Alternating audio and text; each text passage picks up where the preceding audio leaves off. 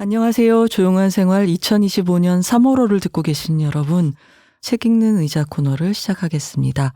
3월의 믿음직한 사서는 시사인의 장희로 기자님입니다. 반갑습니다. 네, 안녕하세요. 반갑습니다. 어머, 목소리가 아주 기운차시네요. 이름도 씩씩하고 목소리도 그러네. 씩씩합니다. 네. 예, 무슨 일자 무슨 호자 쓰시나요? 이게 한일자에 넓은 호자를 쓰는데요. 엄청 큰 이름이라 그러더라고요. 장쾌하네요. 네. 기자님이시니까 어떤 분야 담당하고 계세요? 지금 사회팀에 있습니다. 시사인은 어떻게 팀이 나눠지나요? 사회팀, 문화팀, 경제팀, 정치팀 있고. 네. 근데 칸막이가 좀 낮은 편이에요. 팀 간에. 사회팀이어도 약간 문화 이슈를 쓰고 싶으면 기획을 하거나 이렇게 하는 것들이 좀 자유로운 편이어서. 네, 그렇군요. 사회팀 그러면 무궁무진한 인간사를 다루실 텐데 기자님이니까 뭐 저널리즘에 관한 책을 골라주실 수도 있고 네, 여러 가지 가능성을 염두에 두고 청을 드렸는데 바로 이 주제를 골라오셨습니다. 소개해 주시죠. 1인칭 병자학이라고 하는 이런 말도 할 수 있을 것 같고 네. 질병의 이력서에 관한 책들일 수도 있을 것 같고 또 한편으로는 퀴어한 몸에 대한 이야기일 수도 있을 것 같은데요. 네. 질병을 주제로 몸을 주제로 이야기를 해보려고 책을 좀 골라왔습니다. 좋습니다. 1인칭 병자학은 질병을 체험한 사람의 관점에서 그쵸. 쓰여진 그런 책이란 뜻이고 퀴어한 몸이라는 건 우리가 이제 노말이라고 생각하는 네. 몸에서 벗어난 그렇지만 사실은 대부분의 사람들이 노말에 딱 맞는 몸을 안 갖고 없죠. 있고 그중에는 이제 무겁고 가벼운 질병을 통해서 되게 개별화된 몸들이 있는데 그 얘기를 좀 해보자. 네네네. 몸의 윤곽을 바꾸는 일이거든요. 아프다는 게 그게 뭐 장애를 갖게 되면 확실히 더 그렇지만 그렇지 않다고 하더라도 단순히 마음의 풍경뿐만이 아니라 몸의 윤곽을 바꾸는 일이라서 그런 점에서 좀 퀴어하다라고 할 수도 있을 것 같아요. 질병서사가. 예, 알겠습니다. 그런 의미의 퀴어한 바디 얘기를 해보겠습니다.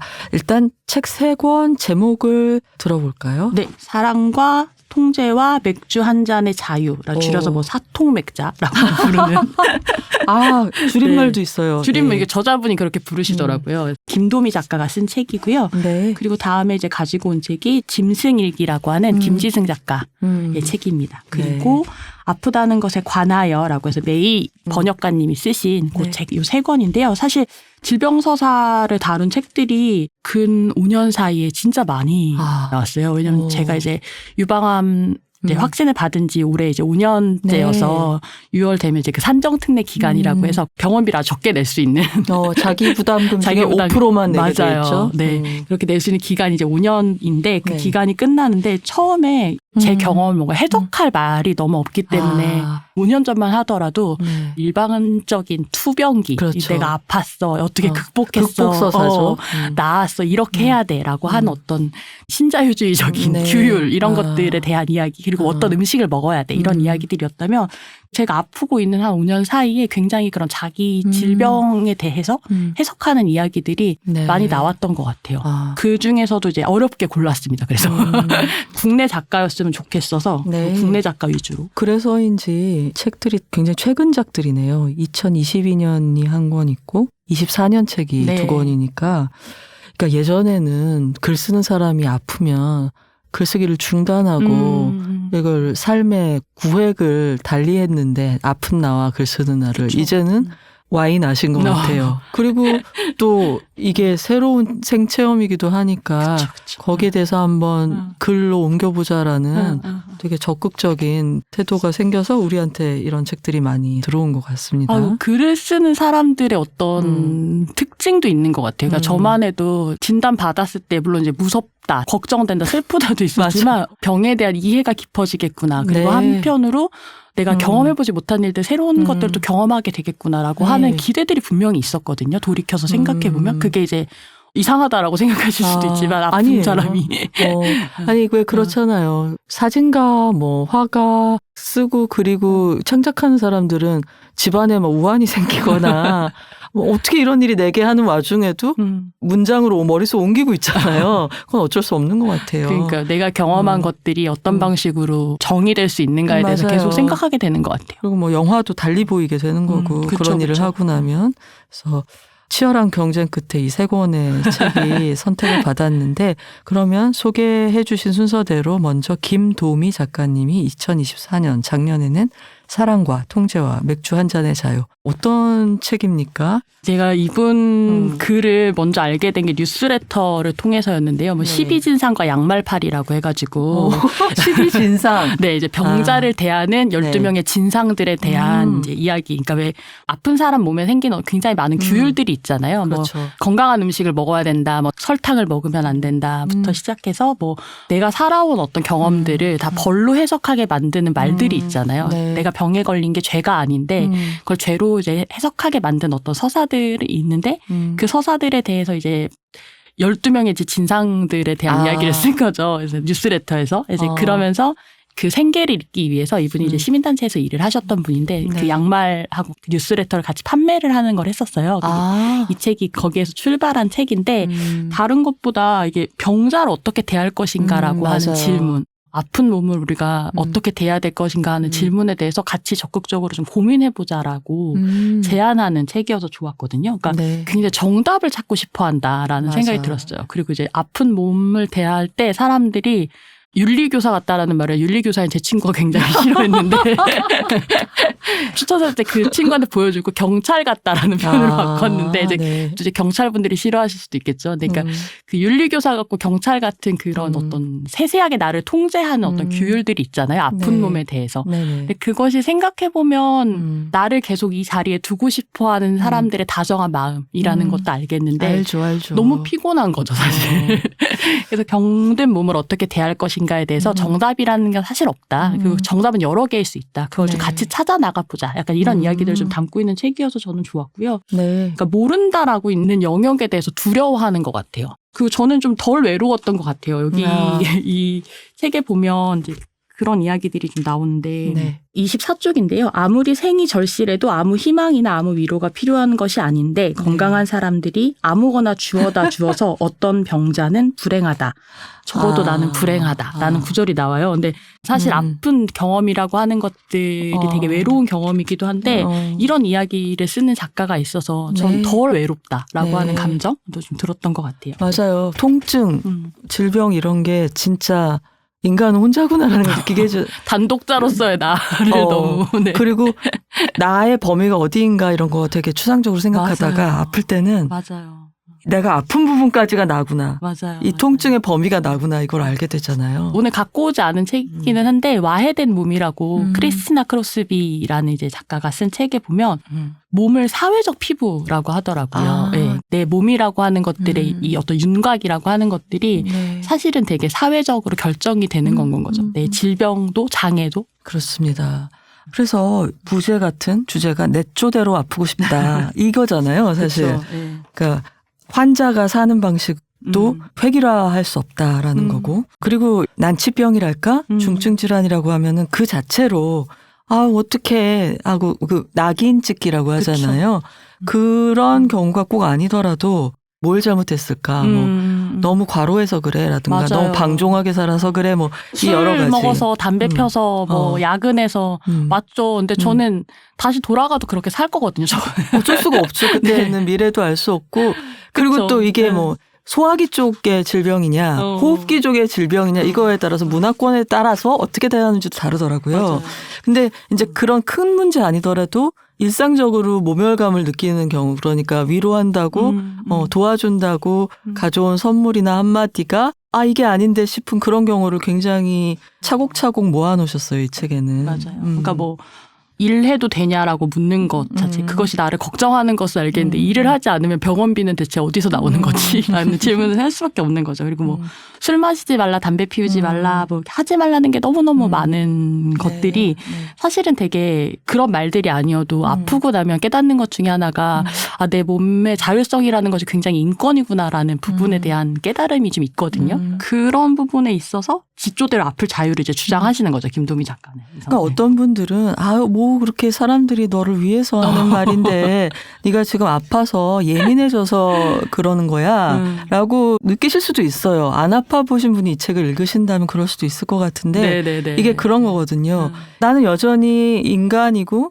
대화다운 대화를 하고 싶은데 그게 사라지는 거예요. 맞아요. 그러니까 나라는 맞아요. 인간에 대한 관심이 사라지고 병에 대한 관심만 맞아요. 남는 거고 일상 대화가 다른 주제가 들어설 자리가 없어지는 맞아요. 거죠. 맞아요. 그런 갈증들을 이제 털어놓으신 것 같아요. 이게 이 네. 말도 사실 하기 힘들잖아요. 문병을 와줬는데. 그쵸. 걱정해서 와줬는데. 고맙죠. 네. 그게 먼저죠, 사실은. 그래서 저는 사실 코로나19 기간 동안에 아팠었는데 그게 되게 좋았었어요. 뭐냐면 책에서도 나오는 이야기인데 그러니까 나보다 앞서서 되게 슬퍼하는 사람들이 있거든요. 그러니까 아픈 사람을 위하는 그런 나의 모습에 취하는 사람들이 맞아요. 분명히 있죠. 그것에 대한 피곤함들이 좀 있었었고 나만 지금 외롭게 다리 묶여 있는 것이 아니고 우리 모두가 이 경험을 하고 있다. 어떻게 보면 이 코로나19 시기를 지나고 나면 질병에 대한 우리의 이해 같은 것들도 조금 더 넓어질 수 있겠구나라고 하는 그런 생각들이 좀 있었던 것 같아요. 그것도 있고 이게 질병이란 게 겪어보면 어떤 거냐면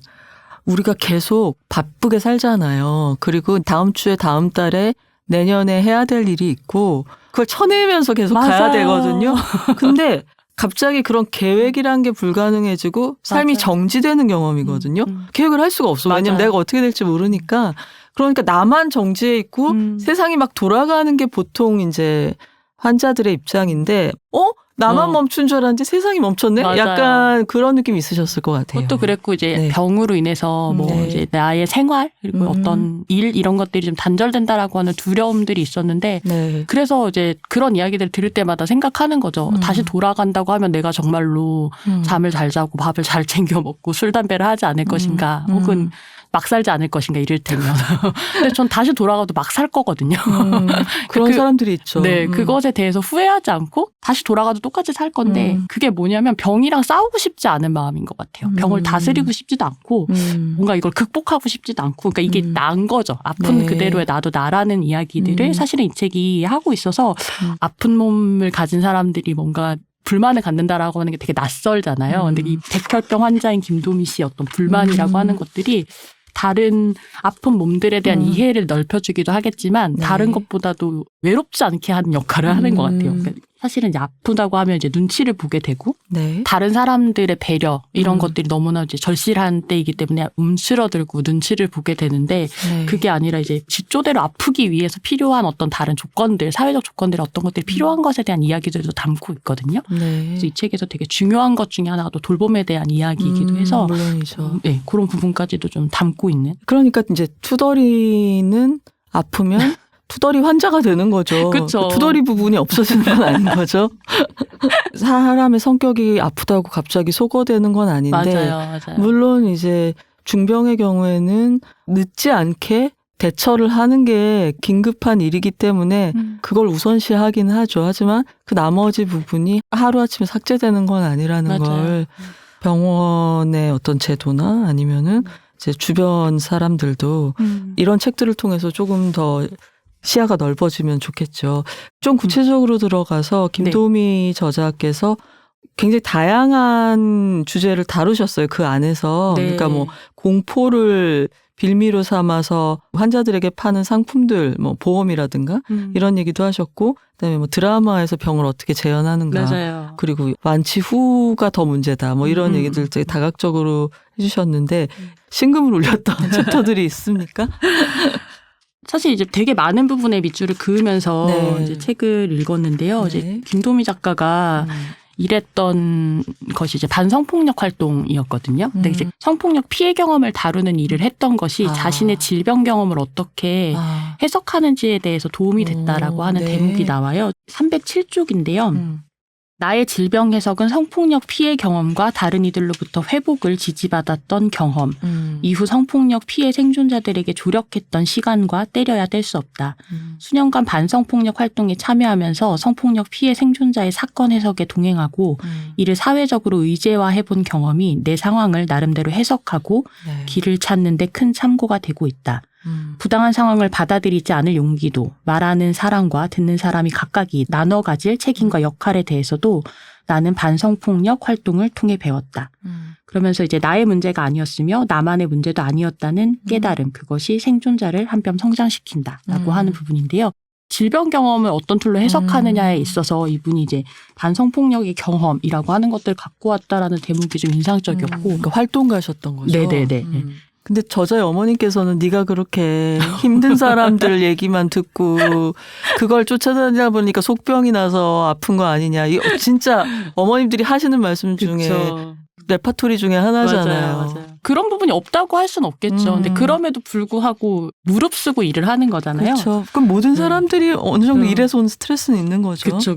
그러면서 이제 했던 얘기가 돌보는 사이가 가능해지려면 아픈 사람의 용기가 필요하다라고 하는 이제 이야기가 나오거든요. 솔깃한데요. 네. 돌아보니 그의 말은 내가 여태 돌봄에 대해 들어본 가장 아름다운 문장이었다. 돌봄을 받는 사람은 을의 객체로 인식되기 쉽다. 그러나 속수무책의 불가항력으로 떠밀려 돌봄을 받는 자리에 도착했다고 하더라도 돌봄을 받으려면 타인에게 자리를 내주어야 한다.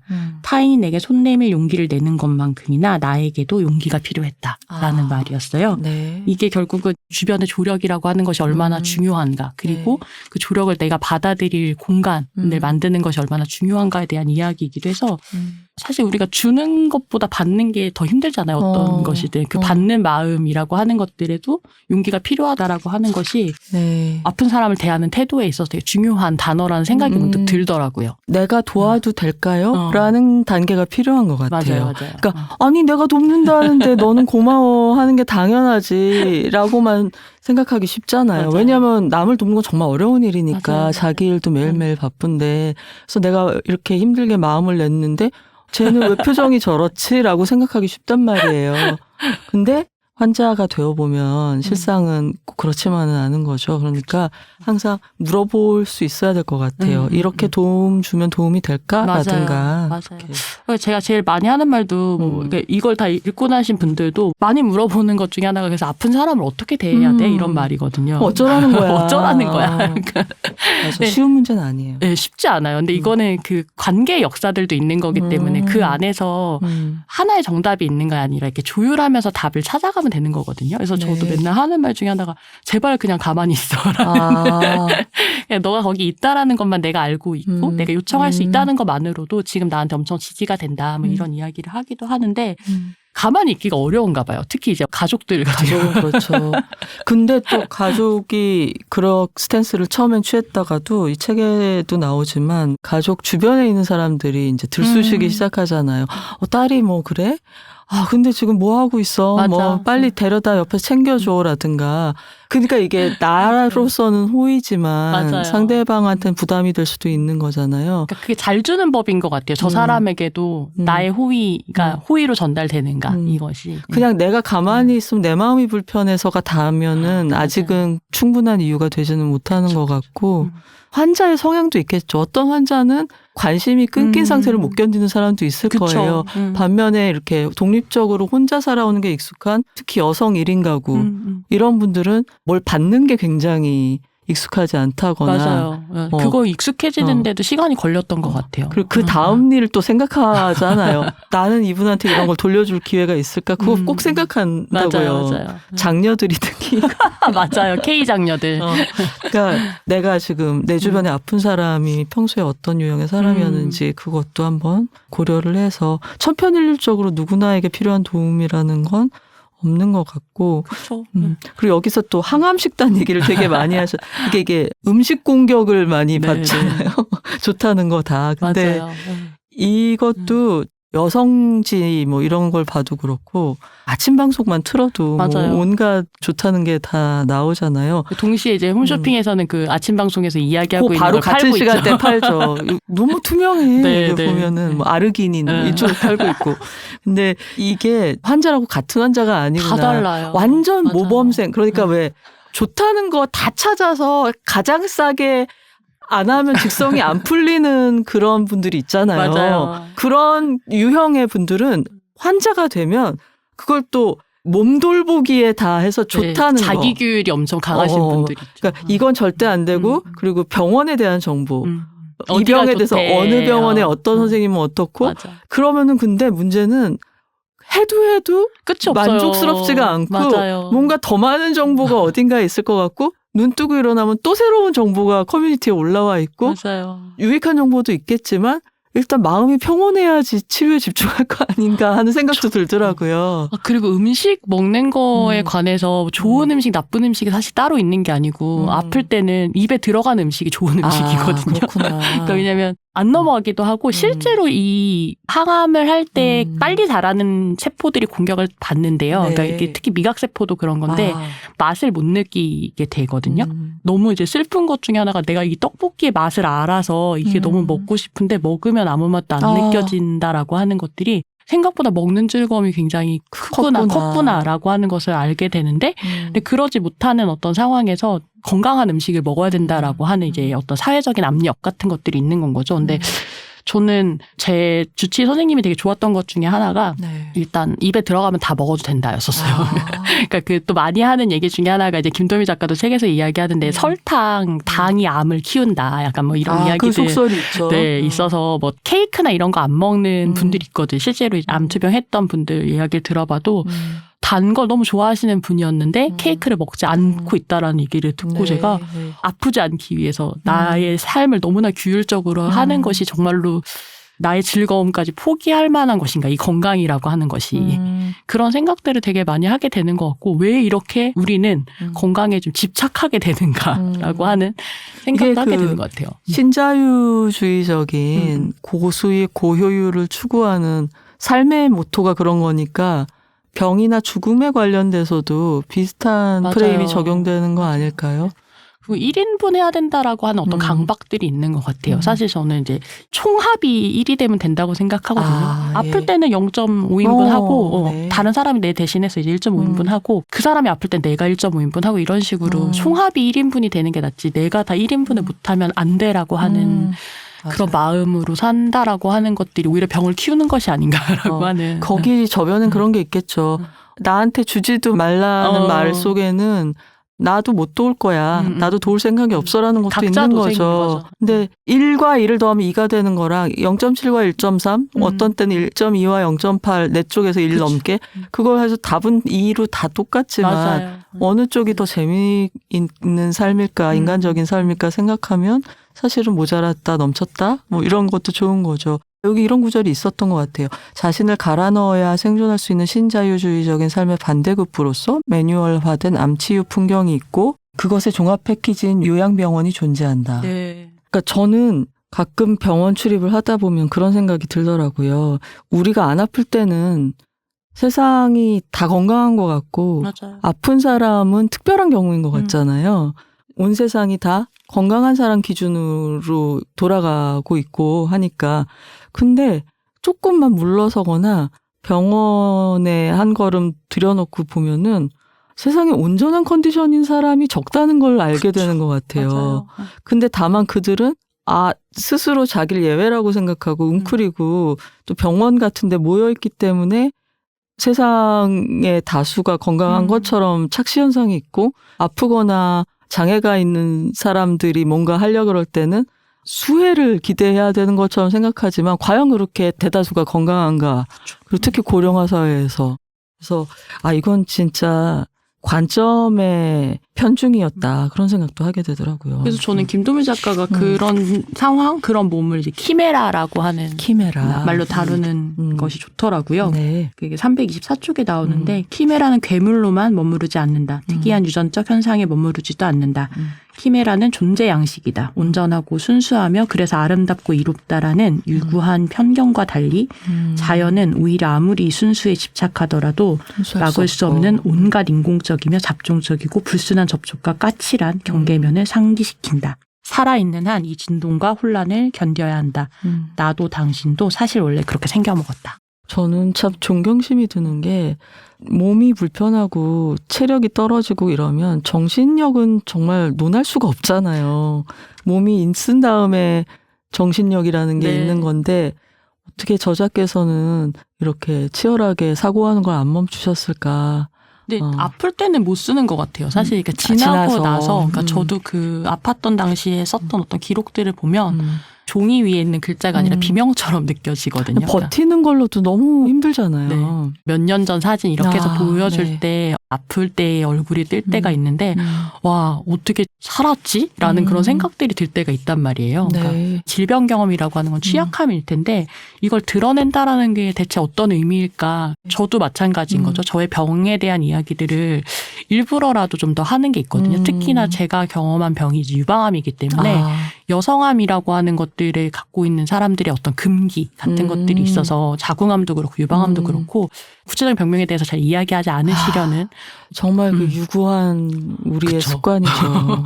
부분이 있어서 일부러 더 많이 얘기했던 것 같아요. 근데 나의 취약함을 드러낸다는 게 뭘까라고 생각해보면 결국은 공동체에 대한 믿음 아닐까 싶어요. 내가 네. 나의 이야기를 이렇게 드러내고 이렇게 이야기했을 때 우리가 이 문제에 대해서 같이 이야기 나눌 수 있다라고 하는 그런 믿음이 없이는 네. 사실은 내 취약함을 드러내기 힘든 것 같고 어떤 망함이라고 하는 감각, 그게 끝났어, 망함이라고 하는 감각에서 또 시작되는 이야기가 있는 것 같거든요. 근데 저는 질병, 죽음 이런 것들 그런 이야기를 시작하기에 되게 좋은 주제인 것 같아요. 정말 망했나? 정말 끝났나? 거기에서 시작되는 이야기는 없을까?라고 하는 것. 이 감정과 이 상황과 이 나의 상태가 다 지나간 다음에 나한테 남는 것은 무엇이지? 그리고 그것에서부터 출발하는 이야기로 우리가 새로 같이 이야기를 써볼 수 있지 않을까라고 네. 하는 그런 제안들이라는 생각이 들어요. 오늘 제가 골라온 책들이. 네. 근데 지금 뭐 이 여성들이 부인과 질환에 대해서 말을 안 한다거나 뭐 작게는 사실 생각보다 생리통이나 산후에 오는 몸의 변화라는 게 엄청난 일인데 많이 말해지지 않죠. 그래서 남성들은 별거 아닌가 보지 뭐 아니니까 말을 안 하나 보지라고 여기게 되고 여성들은 또 그걸 다시 내면화해서 뭐 그런 걸 갖고 엄살을 떨고 그래 당연한 거지라고 하는 그 악순환 이런 게 있는데 저는 이 책을 읽으면서 또 암 환자의 섹스라든가 성생활이라든가 또 치질에 관해서 항암을 했을 때 따라오는 그런 맞아요. 것들이 있잖아요. 맞아요. 저는 진짜 그거 변비라는 말로 너무 부족한 너무 큰 고통. 일이라고 생각했어요. 그래서 김도미 작가가 그 똥꼬통, 돈고통 요 이야기를 할 때 너무 좀 이게 희열 같은 게 있었죠. 그렇지 이렇게 이야기할 수 있어야지랑 그리고 폐경에 대한 것들인데 근데 저는 되게 해방감을 느꼈단 말이에요. 그러니까 제가 저한테 유방암이 남긴 가장 좋은 게 뭐야라고 누가 물어보면 조기 폐경. 네, 생리를 안 한다는 것이야라고 이야기하고 그거 정말 너무 편해서 세상에 남자들은 이런 컨디션에서 일을 하고 살았단 말이야. 그러니까 사실 생리를 하면 생리라는 기간만 아픈 게 아니잖아요. 그 전에도 아프고 뭐 PMS도 있고 한 달에 거의 한 2, 3주 이상이 맞아요. 어떤 그래서 제가 옛날에 영양권에 있죠. 맞아요. 그런 이야기를 쓴 적도 있는데 야 피를 흘리면서도 일하다니 정말 진짜 대단하다. 우리 진짜 짱세다. 막 이런 얘기를 한 적도 있는데 너무 좋다. 조기 폐경 완전 땡큐다. 이런 이야기들을 하는 게 사람들이 되게 안쓰럽게 본단 말이에요. 아니 뭐 정신 승리냐 막 이렇게 생각. 아니 근데 실제로 주변에서는 그거 굉장히 편하다고 하시는 분들을 많이 봤어요. 진짜 편한데 근데 여기서도 이제 조기 폐경에 대한 이야기들을 해서 이제 그런 부분도 좋았었어요. 그리고 이제 흔히 많이 하는 것 중에 똥오줌 못가림에 대한 과장된 공포랄까?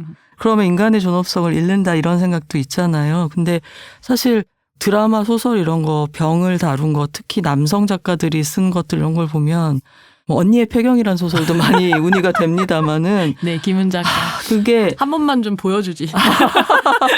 근데 저는 상을 준 사람들도 문제라고 생각합니다.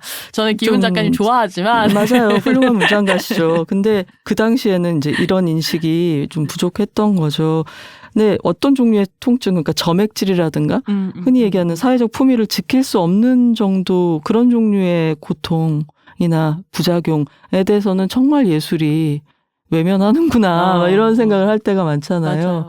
왜 이 책에서는 가을 동화의 백혈병 얘기를 하셨는데 그것도 되게 맞아 하면서 읽었던 것 같아요. 그러니까 그 고통의 순간들은 사실은 다 삭제된 장면들을 우리가 병의 이미지로 사실 네. 대중매체가 보여주고 있는 거고 그 간극을 메우는 게 이런 책들인 것 같아요. 사실은 그 안에 이런 삶들이 있어라고 하는 보이지 않게 이런 일들이 있어라고 하는 것들. 그렇습니다. 그리고 이게 1인칭의 병작이라고 하셨는데 그것도 이제 1인칭이 아니었으면 제가 다른 데서 못 접했겠다 싶었던 대목이 카테터 얘기하시는 부분이요.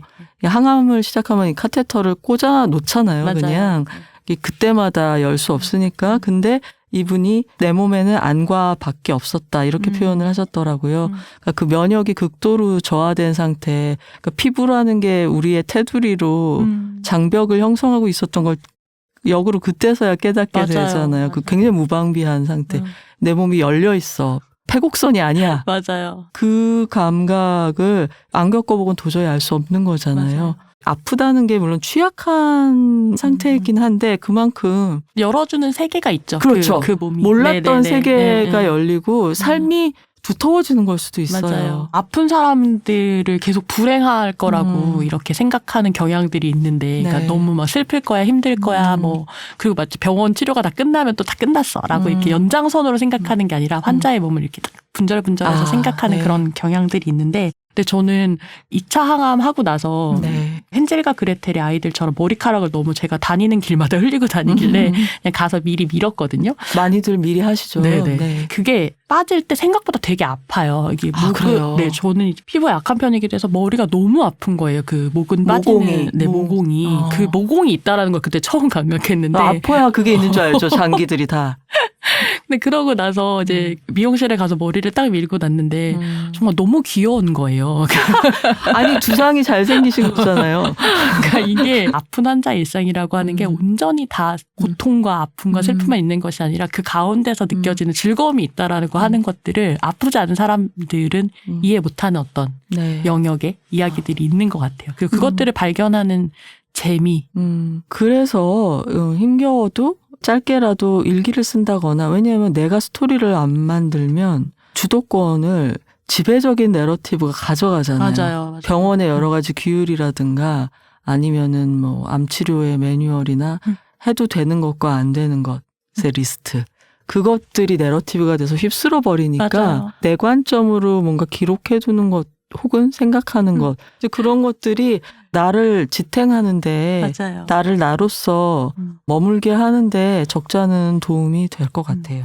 그러니까 이게 해본 적 없는 경험에 대한 해석하고자 하는 욕망이라고도 생각되고요. 네. 그러니까 이 감정, 이 상태에 대해서 사실은 아프기 전에 몸이라고 하는 것들이 언어를 갖고 있지 않은 건 거죠. 그래서 그 언어가 있는 만큼 사실 해석할 수 있는 거잖아요. 그래서 네. 저는 이런 책들이 그런 질병의 어떤 언어들을 넓히는 사전 같다라는 생각도 드는데 네. 내 경험을 어떻게 해석할 것인가에 대해서 다른 사람의 경험이라는 것들을 거울처럼 비춰볼 수 있는 네. 그런 부분도 있고, 그러니까 이 몸에서 일어나는 일들은 되게 개별적인 경험인데 이 개별 경험을 개별 경험으로만 남겨두지 않은 게 또 이런 책이라고 생각하거든요. 그래서 그게 결국은 쓰기에 대한 욕망으로 이어지는 건 아닌가라는 생각이 듭니다. 네. 그렇습니다. 자, 그러면은 첫 번째 책 이야기 사랑과 통제와 맥주 한 잔의 자유 이야기를 마무리를 짓고요. 두 번째 책으로 넘어가 볼까요?